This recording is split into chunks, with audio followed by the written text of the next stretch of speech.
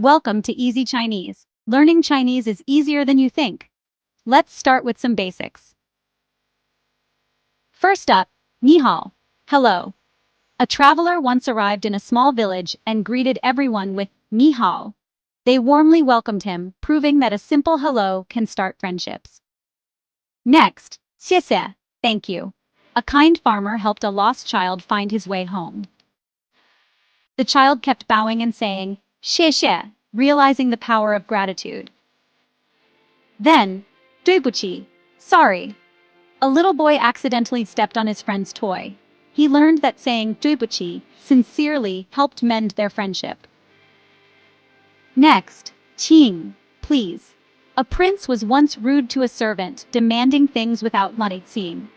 One day, the servant refused to help. The prince learned that politeness earns respect.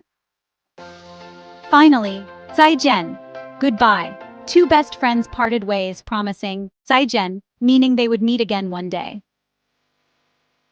Remember, a few kind words can go a long way. Happy learning, and zàijiàn!